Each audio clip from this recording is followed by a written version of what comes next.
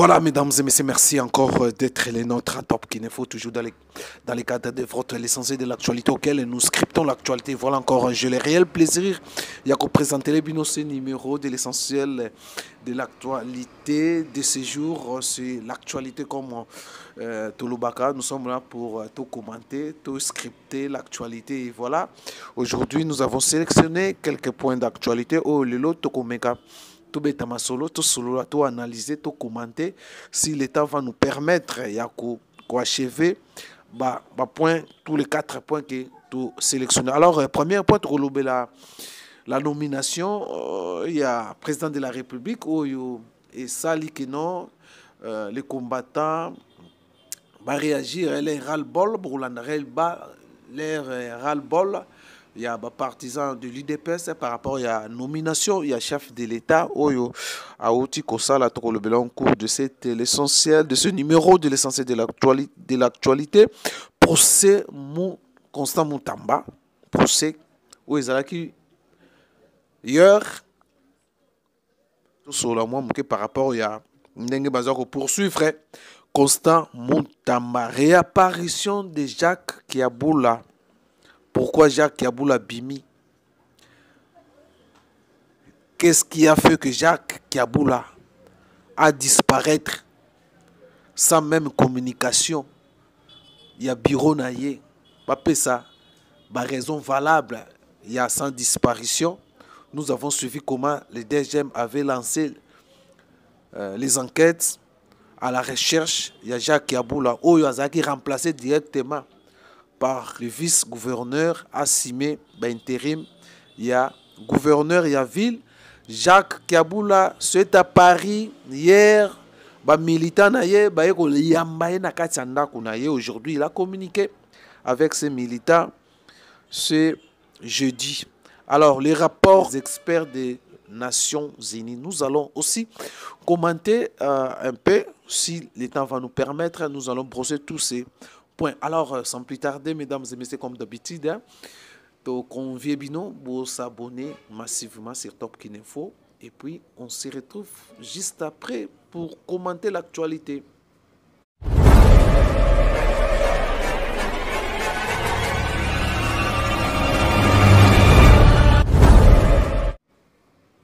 Voilà, mesdames et messieurs, vous avez abonné massivement. Je crois que vous allez partager aussi cette vidéo. Nous allons émettre quand même certains points de vue par rapport à le premier point où tu as abordé. Alors, le premier sujet, c'est ras-le-bol et IDPS par rapport à la nomination. Ça, nous allons vraiment pour démontrer quand même la nomination, dans le sens, le président de la République a nommé Tolubango Bongo, na lingala na biso, et déranger la plupart des partisans de l'IDPS, les combattants de l'IDPS, ceux qui ont combattu. A mal à l'aise Mobutu, Kabila ya, akuta nango ya kosaka na susute, malgré la dictature, yé les lois bossana yango, a comment coller yango na régime au sous ya Félix Tshisekedi. Bateau nyonso babunda.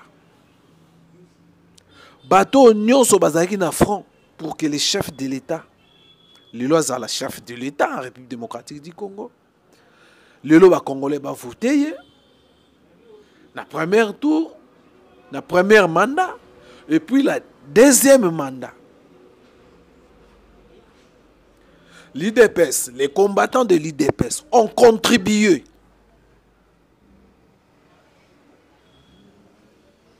na ba façon pour que le président de la République Azala réélit encore pour la deuxième fois avec 73%.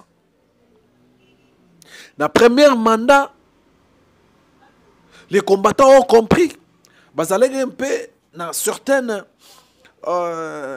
compréhensions par rapport à le contour. Il y a Bangé. Contour, il y a élection, il y a chef de l'État qui a été élu, mais il n'avait pas la majorité au sein de l'Assemblée nationale, où il avait choisi de faire les alliances avec l'ancien régime.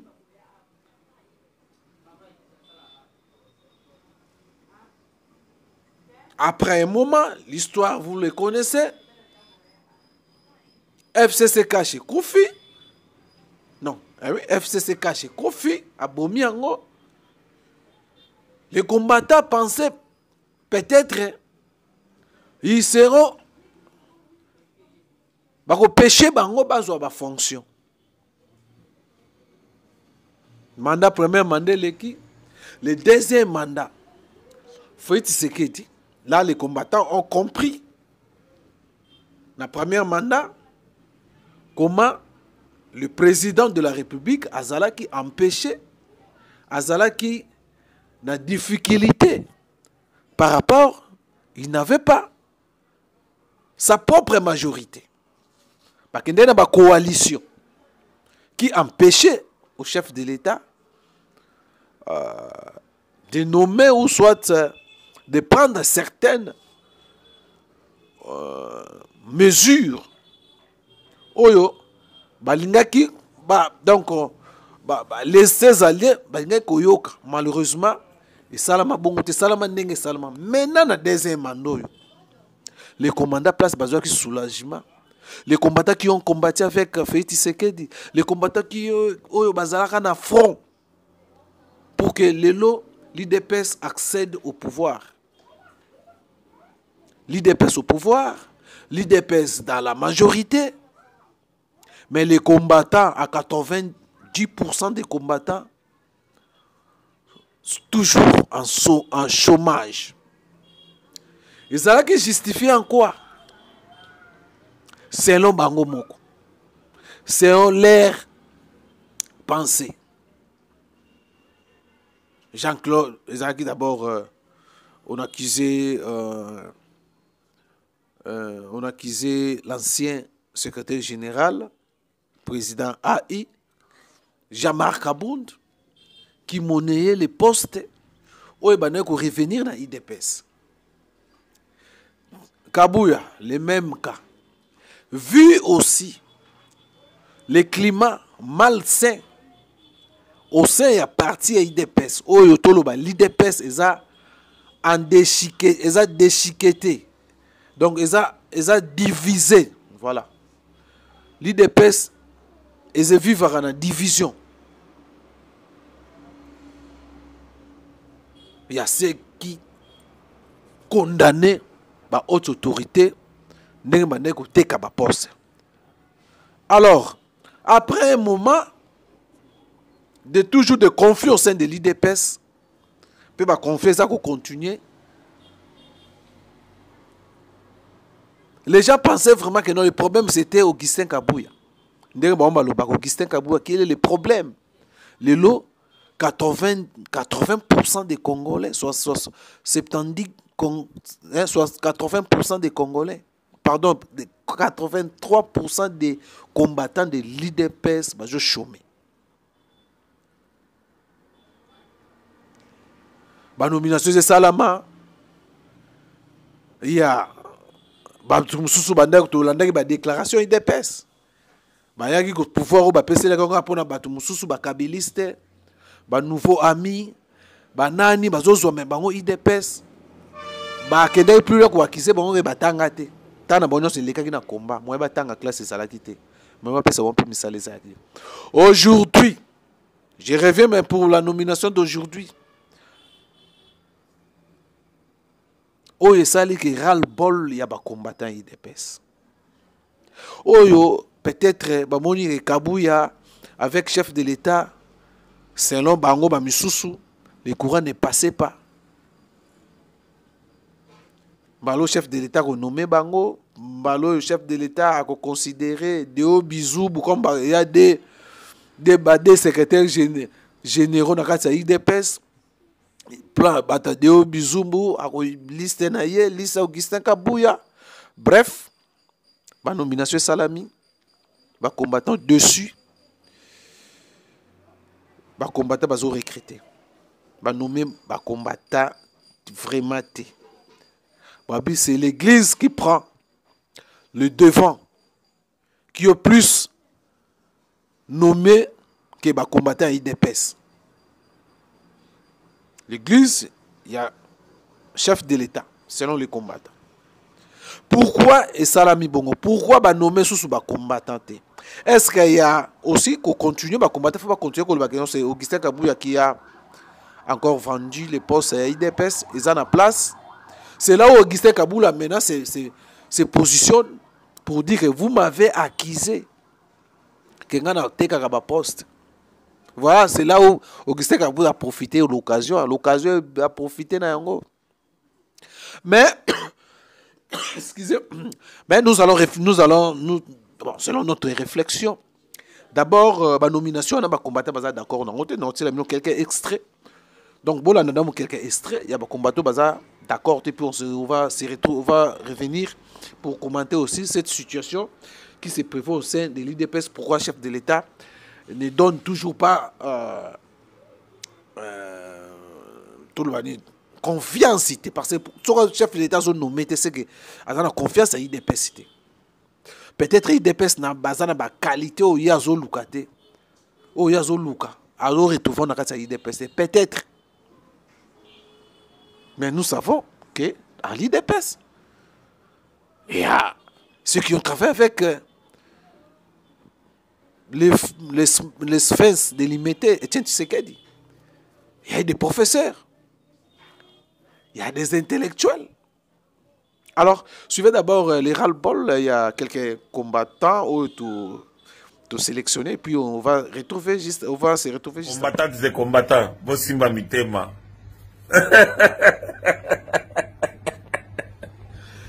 Donc, quand il y a la dernière minute, tu vas compter un combattant pour récompenser Bisso, hein. Mais, j'ai un système de jeu, il faut qu'on récompense ka bato église, nde bato batanga, nde bato ya bwana, nde bato babundela parti oyo, ya IDPS. Mais, ngala ebisi bango, biloko nyonso boko lia, biloko nyonso boko simba. Boye bakeza makila ya ba combattant o bakweya, nde lolo tozo pouvoir. Bolia ngo calmement. Mais, tango wando bela maladie o ezanga kisi, boka ko tuna biso. Ce n'est pas normal. Tout ce qui est wapi. Donc, je dois faire la Philadelphie Moussala, Bisso. Tout ça, la Philadelphie Moussala. Tout ça, qui Laurent Dalo Moussala. Hein? Yo Rwandais ou tout, yo, directeur de cabinet. Donc, tu dois faire la Bino Moussala. Ça va, il n'y a pas de problème. Courage, avançons seulement. Avançons seulement. Personne ne maîtrise le temps. Personne. Avançons seulement. Merci beaucoup. Parce que les OPC sont en même temps et Sengopo parce que n'engé balobaka la même cause et que produit toujours les mêmes effets. Je crois que il faut changer locomoté et locomopé il faut changer tant que tout à fait problème. Problème est ali mais biso toza ko le battre, toza ko tika problème et persister. Mais voilà pourquoi absence ya komi lo ba vérité, ya koye ba problème ezawa puis ya kota la place problème eza pototala na même direction, je crois que toza ko pointer Mosapina Philadelphie alors que Philadelphie eza rien.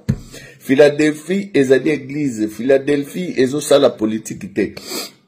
Peut-être, ndimi à Philadelphie, ou bandimi ko accompagner chef de l'État, ou bandimi base à la pembeni nae, ou bandimi va se sacrifier pour la chef. Voilà pourquoi, ou bazali nommé. Il faut te féliciter, bango, te encourager, bango, parce que bandimi ko travailler pour la chef de l'État. Alors, ezali ko sala pasi mingi ya komona biso ba combattant kotake église kotake Philadelphie.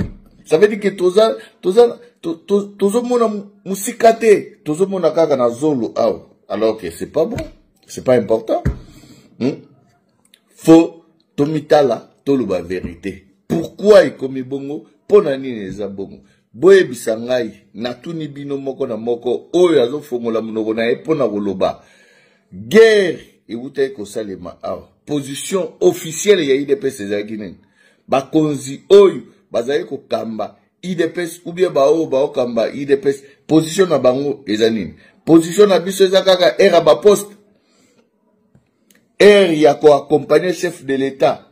Résultat eza nini? Na batu oyo ba onyo surtout liste ya IDPS etia bango ou bien ba onyo so babima na quota ya IDPS. Résultat eza nini? Voilà pourquoi dans le B, na bandeko totika distraction, guerre oyo ezalaki guerre moko politique, ezalaki guerre moko spirituelle.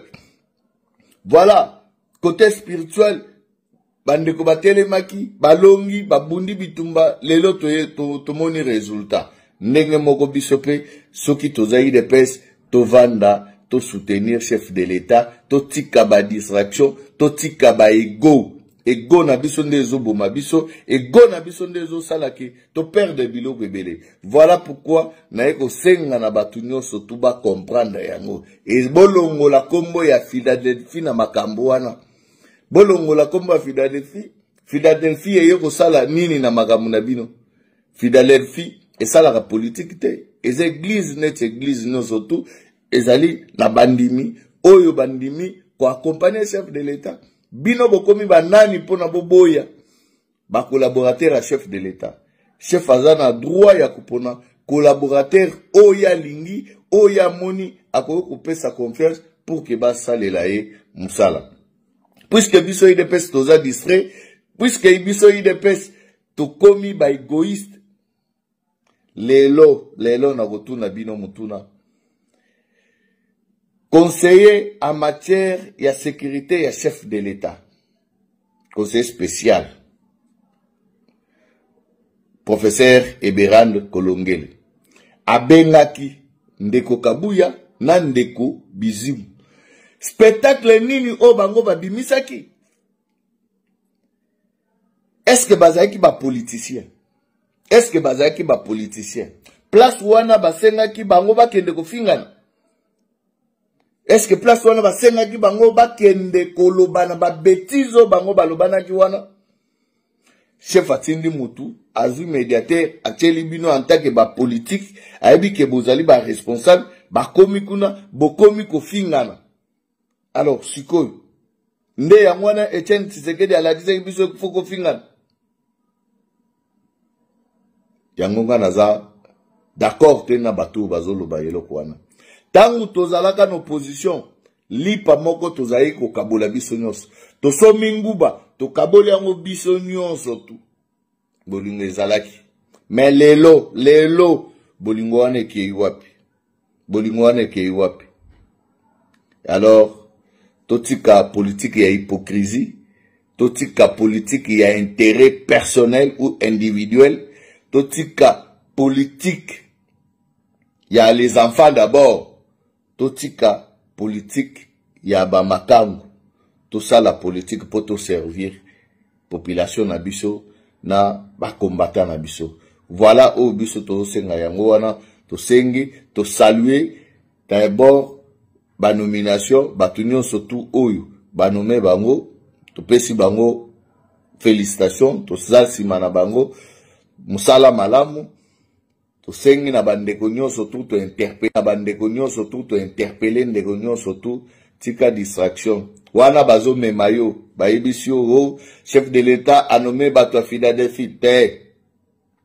Chef de l'État azali na droit ya ko nommer mutu oyo nyonso ya lingi peu n'importe endroit oye azalaka yende mutu azana vision soki ba nommer yo te zela tourna yo tourna yo eroya kozala pressé te parce que tout monde ba o bazala pressé ba koma kotala chef on dirait alingaki bango te encore alors que ba mona kitango banomaki bango bato liboso ba mona ke chef alingi bango koleka batu nyonso tu zelata na yo zala na patience tika mutu nyonso tu ngonga na ye soki beti asala musala na ye bolongola biloko wana ya Philadelphie bolongola eloko wana bosala politique tosenga ke parti ezala ini, ezala na vision moko, parce que tout le monde a kiango awa, pitumbe ya kiawa, position ya IDPS ezala ki clarté. IDPS atikala kolaki sa position na ye clarté. Voilà pourquoi, ba traître ba kotaki, voilà pourquoi, ba hypocrite, tozaki na bango na union sacrée, ba to ba double face, to moni, ndenge panda guerre oyo, to moni ndenge chef a utilisé mutu moko individuellement. Mais tant que chef a utilisé mutu moko individuellement ndenge azo sala yango. Pona nini bobi makate bolo bagete chef ko utiliser mutu te, utiliser biso parce que toza IDPS. Non. Chef azota la esusu makambo wana te, chef azota la résultat nini oyo mutu akomema. Voilà pourquoi na sengi na bino, na lobby na bino, botika Philadelphie calme. Botika yango, botika bakombo, bo soutenir mutu nyonso tu oyo chef azosala faute ezali ya biso, tokanga bandoki place musu te. Bandoki bazali na kati ya IDPS toyebi bango bien. Makambo oyo soki ezokoma boye ezali po bango moko mutu bazali ko facilité yango, bango mutu balingi ezala bongo pour que lobby to condamner mokonzi, pour que lobby to lobake mokonzi apesa ki IDPS mokongo tala kutu omoni awa basali boy nini oyo bapesi bino te bakonzi ya IDPS, nini oyo bapesi bino te, et puis résultat nini oyo bino bopesi bapesi bino nyonso, mais résultat zéro. Toyebi bino. Soki chef azui makamuna ya, mais to pesi kaka matondo mingi, to pesi merci, parce que ba combattant surtout oyo bandimi ko soutenir chef de... Voilà, mesdames et messieurs, vous avez suivi quelques combattants qui ont réagi avec détresse. Bon, misusu bazoko le la main nako banga, bazoko ko se prononcer vraiment de peur que bakoki kotia bango mopanzi, de peur que bakoki koyana ba nomination mususu te. Voilà la raison pour laquelle les combattants mususu baleli te. Maintenant, pourquoi fait ce que dit azako se référer à Tindi, azako se référer na parti na été. Bato ba bundaki na ye. Bato ba passer ne ba moment difficile. Il y a d'autres combattants batikana ba souvenir à ma baie sur les points corporels par rapport à ba combat basala ba biloko ba kuta nango bozo ba bala misu ba cicatrice misu ba zika. Mais comment le chef de l'État zoko tenir vraiment te na ba base ya IDPS, parce que dans IDPS il y a les intellos, il y a des licenciés. Alors premier point de réfléchir qui c'est par rapport à un conflit qui a perduré au sein de l'IDPS depuis que le président Félix Tshisekedi est au pouvoir. D'abord, premier point, crise au niveau, il y a respect à la texte à partir de l'IDPS depuis le pouvoir. Et il y a Makassi. Quand il y a Deobizubu, quand il y a Kabouya. Alors, peut-être pour ne pas il a préféré sélectionner comme ils ont revenir dans le pouvoir, comme c'est comment, comme ils ont revenir dans le pouvoir politique. Le pouvoir politique, donc dans les non, j'allais dire quoi, comme ils ont revenu dans l'exercice de son pouvoir constitutionnel et discrétionnel, yangoana, bon, ils ont pouvoir discrétionnel, il y a nommé Mouto ya Link, puis quand il y a place au ya Link, ils ont prérogatif oyo. Ils ont un chef de l'État oyo ba prérogative constitutionnelle ya chef de l'État. Mais les partisans des combattants de l'EPS ont crié. Pourquoi seulement l'église? Il y a chef de l'État qui n'est pas avantagé. Pourquoi l'église n'est pas avantagée? Maintenant, tout de suite, tu as un point, premier point, tu as sur le conflit au sein de la partie qui peut-être est ça le chef de l'État pour éviter aussi qu'au Kaboula Batumakasi, il a préféré toucher plus dans l'Ibanda et l'IDPS. Peut-être qu'il y a un contexte. Mais dans ce contexte, il y a des conséquences. Sans pardon, on a fait Tshisekedi après son dernier mandat. L'avenir politique a fait Tshisekedi. L'avenir politique, il y a IDPS. Ma conséquence politique, voilà. Pour la IDPS. Au lieu, na kati ya IDPS, ndenge tout le monde a un pays quand va jouir pouvoir, les privilèges sont de la famille politique. Il faut former des cadres, battre la campagne facilement. Maintenant, la pauvreté dans la IDPS est persister. Yango, après mandat chef de l'État, le président ne sera pas pardonné. Parce que tiki parti na pauvreté ya tant bazara na kati l'opposition. Répercussion va tomber sur le président de la République après son mandat. Et l'UDPS. L'UDPS n'aura pas les moyens pour sa survie au détriment. Il y a bateau yobonoma qui bazana na kati ya IDPS cité. Les contributions à partir ba kopé sakate pour bazana na kati ya IDPS cité. Et surtout le chef de l'État a été envahi par les kabylistes moboutistes. Nous connaissons leur jet. Comment à chaque fois l'occasion c'est pronosaka. Culture il y a comment bien culture il y a je vous mets d'abord la vidéo de la culture au fait c'est que d'attaquer caméra chancelo kopamba voilà et que ça a des répercussions ou que ça a des faveurs il a fait c'est que depuis l'IDPS.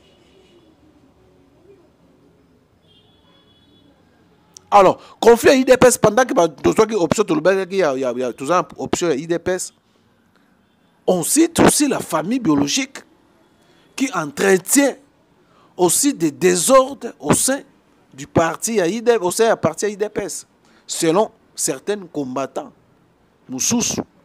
Un groupe il y a combattants Moussous. Pour le respect à la texte à parti, Kabou avait sa cramponné toujours dans la poste Sénégal. Tiens, comment président il y a des personnes qui ont été statut dans bango, bah prévoyant en côté.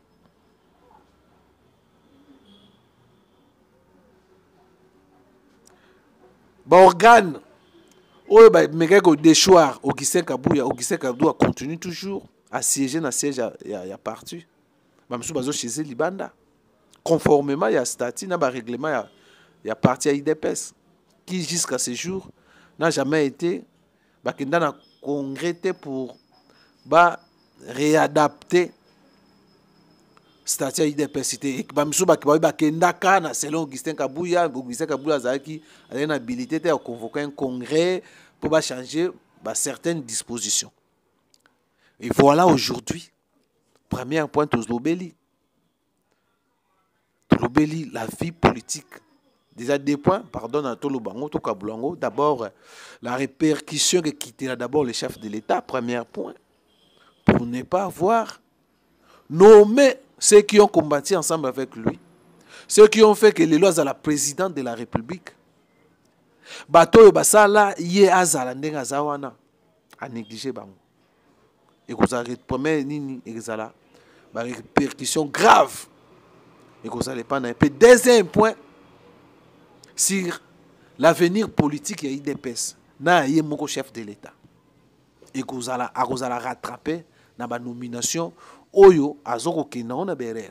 Alors nous allons revenir sur rapidement sur tout son rapidement pour toquer na deuxième point pour ne pas retarder Mingawa. Alors tout le bel qui sur il y a ba prérogative constitutionnelle et discrétionnelle Oyo à l'exercice il y a pouvoir il y a chef de l'État dans l'exercice d'un pouvoir à chef de l'État. Oh, ils étaient nommés Mouto et Alingi qu'on nommé la place au pays Alingi. Mais une grosse erreur au niveau, bon, nous, selon mon entendement, grosse erreur, soit au niveau, il y a une nomination, au chef de l'État à nommer, il y a qu'on néglige les combattants. Ceux qui ont combattu ensemble avec lui, oh, il y a des basale l'autre côté, bazikate, basala, aucun marche, bazoua, bayebata goût. Nanu ba gutata milinga ya bagazite bazui ba poste ba responsabilité minene ba bimi ba mandataire misous na cabinet na ye voilà ba nomination wana oh le saliral bol ya ba certains combattants espoir et comme kokita espoir ya ba combattant na Félix Tshisekedi comme qui ba yango comme un danger pour Félix Tshisekedi.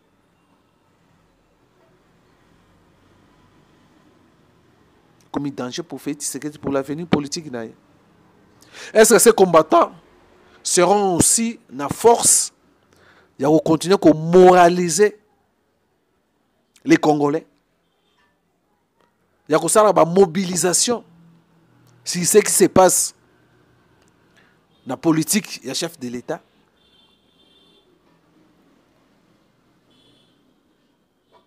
Voilà, mesdames et messieurs, les grosses erreurs du chef de l'État pour avoir mis en écart les combattants. Oh, bah, combattant, ah, c'est lui ici, bah, nommé, c'est vraiment.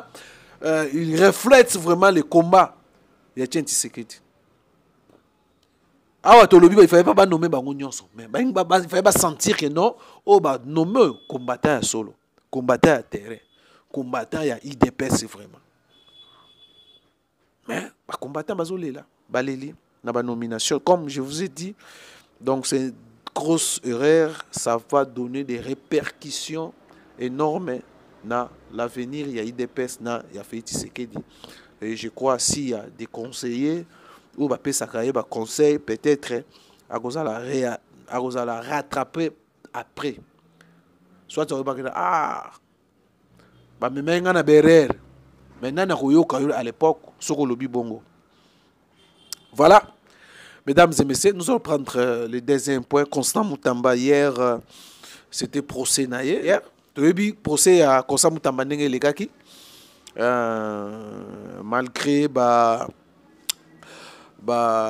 les juges, pardon, les avocats à Constant Moutamba soulevé qui certaines irrégularités, exceptions. La cour avait tout rejeté et a renvoyé l'affaire le 30 juillet. Alors, pour tout le monde, quand même, certains juristes indépendants oyo ba mekaki ko revenir sur dossier naie ya poursuite contre tentative ya détournement. Est-ce que tentative ya détournement est une infraction, est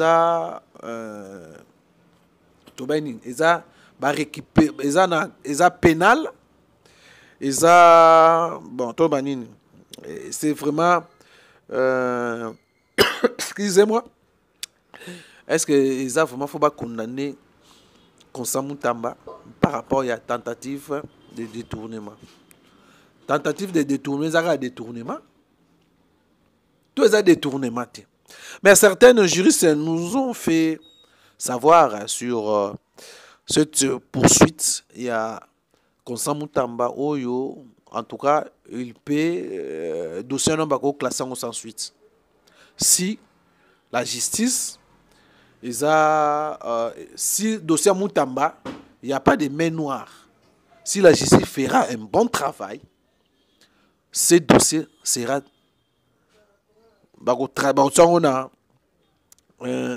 classé sans suite. Parce que tentative de détournement, ils ont la difficulté à représenter effet matériel. Donc, tout le bon. Alors, pour les juristes, qu'on poursuivre Constant Moutamba, tentative de détournement. Cette tentative doit être matériellement prouvé. Matériellement prouvé par le ministère public. Donc, comme le ministère public a l'année pour tentative de détournement, maintenant, il y a certains éléments matériels où ils ont prouvé vraiment que. Donc, c'est difficile de démontrer matériellement. Donc, rapidement, le ministère public a une difficulté de présenter prouver matériellement. Donc, en cas de tentative, il est impossible de prouver matériellement l'existence d'une telle infraction. Si notre appareil judiciaire veut se conformer à la haute cour de la rigueur et de la précision, le dossier Moutamba, comme dans le Bakiawa, serait classé sans suite. Parce que le ministère public a cause de difficulté à prouver avec des éléments matériels, qu'ils ont tentative de détournement. Ils ont difficile selon juriste Moussous Balobi. Donc, si la justice fera un bon travail, état de droit à solo, Moutamba, dossier n'est classé sans suite. Pombongo Ezali, l'argent est là, logé dans une banque. Voilà, mesdames et messieurs, voilà un peu rapidement sur ce procès Moutamba. Et puis, la réapparition de Jacques Kiaboula. Je crois que nous allons terminer par ici. La réapparition de Jacques Kiaboula. Jacques Kiaboula s'est apparu comment? C'est apparu comment? Qu'est-ce qui s'est fait que Jacques Kiaboula a disparaître? L'information n'est pas banatée. Même son entourage, son cabinet, en difficulté de donner les informations. Suite à une télégramme du ministre de l'Intérieur, Oyasengaki Ayambangu na Kinshasa. Des réseaux qui multipliaient. Et jusqu'à ce que une semaine, 2 semaines, Kiaboula ne se présente pas. Le ministre était à Doha et le vice-ministre, la DGM a lancé une enquête, a lancé la recherche Kiaboula Zawapi.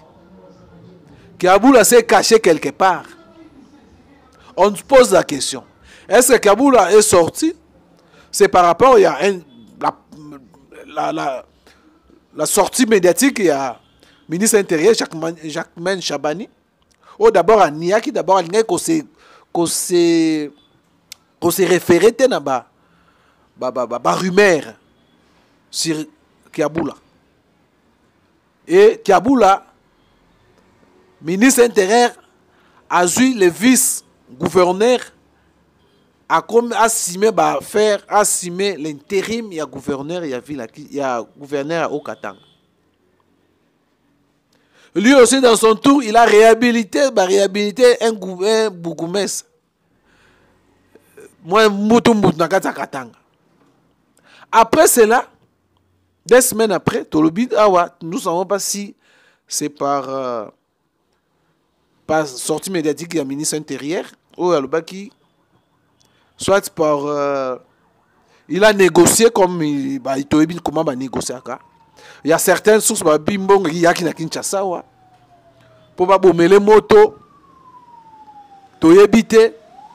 Maintenant, hier on a abimi hier dans sa résidence avec ces quelques militants. Aujourd'hui, il se présente, je ne sais pas, dans son siège, en train de communiquer avec ses militants. Et il annonce qu'il sera à Kinshasa le vendredi.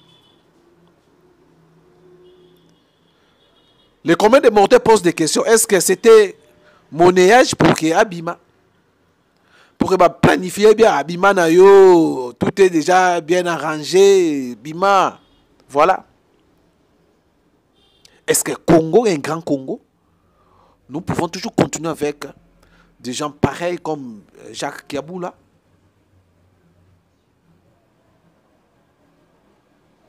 Qui c'est d'abord la façon dont on a wana toyebi historique.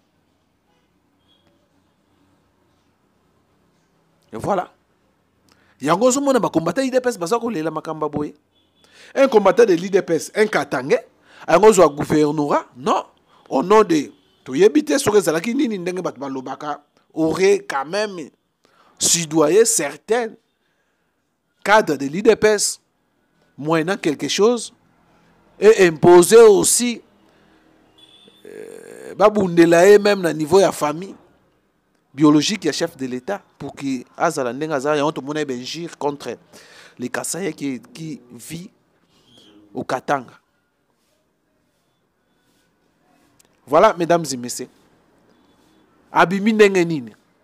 Question question mark. Kiabula abimi ndenge nini?